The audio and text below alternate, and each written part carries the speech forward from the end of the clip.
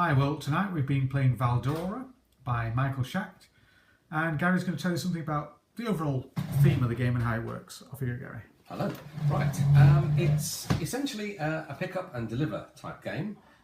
You're collecting gems. You've got a limited roster of actions, but one of them is pick up gems, one of them is to buy commissions, one of them is to buy equipment and the ability to carry said gems. Then you're delivering those gems to various locations around the board. So that's a very simple premise, but it's nicely laid out with the board to give you obstructions in your way. You can't move through the city unless you've got provisions, and to get provisions you've got to stop and collect them. There are various places where you can collect more gems than you could normally, because you only click one normally.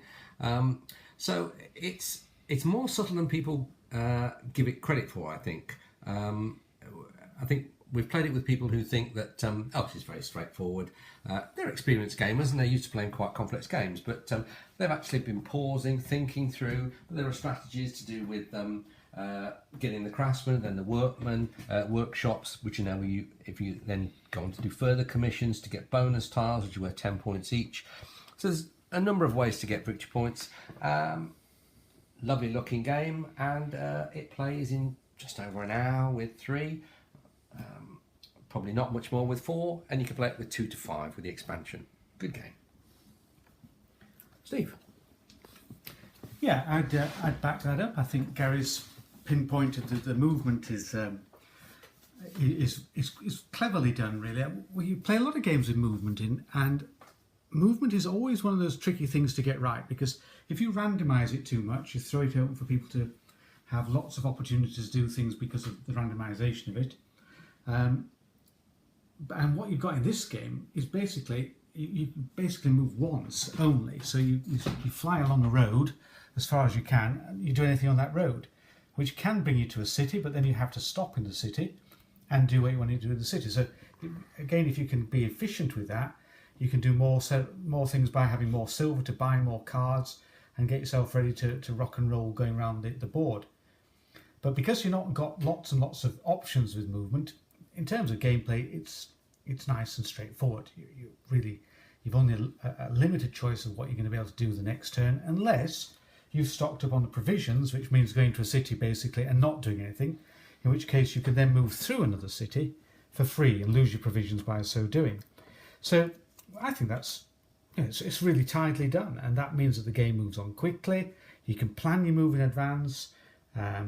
People can't really affect your gameplay too much, but there's a nice bit of interaction that if you land on the same square as somebody else, you give them 1 silver, and you collect your silver every so often from the silver mine, and you can only collect 6 silver, so every so often you get a tool up to get some more silver so that you can buy things, or you're going to pay those amounts out as you go. So it's a really tight, neat, well put together game. Nice components. I particularly like these wooden books here, which get, it's the idea of turning over your book to find the next commission. It's very neatly done. I mean, there's quite a bit of investment gone into that to give it a little more style, which is good. And I'm sure anybody coming to a game like this who plays games intermittently, I'm not saying we play that many more advanced games or that many more games, but somebody who's not that familiar with a level of gameplay that is more demanding, let's put it that way, would find this challenging, interesting, quick, and at the end of the day, they're not going to go far wrong in terms of the scores. They're not going to be miles and miles behind. And in fact, in our game, I suppose Jason, Gary and myself, pretty experienced at doing it, scores were 72, 71, 70. So I don't know if that's a recommendation in every respect.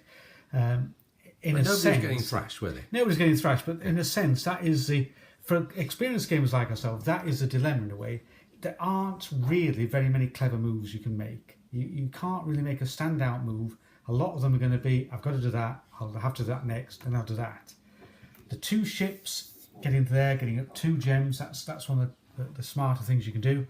Clearing out your commissions, so you could collect 3 commissions. You can only have a maximum of 3. So you collect 3 commissions at the same time. That's a smart move. And similarly, being able to get hold of these, I got the cart and the horse. It means you can choose any gem to go on those. You pay a little bit more money for those, but again, it's a smart move to get those if you can. So there are things there for the more experienced gamer, but for I think for a full evening's entertainment, for example, I think we would feel there's not quite enough there for sort of 2 hour. Well, it's only an hour game anyway, but it doesn't really fill our needs as experienced gamers. Really, as a big game, it will come out again possibly. It's certainly come out with families. Nice one to play with people who, as I say, want to have experience of playing a game and get a lot of thrill and pleasure out of doing things and doing things right, and not being too challenged. So yeah, highly recommended at that level. Thank you.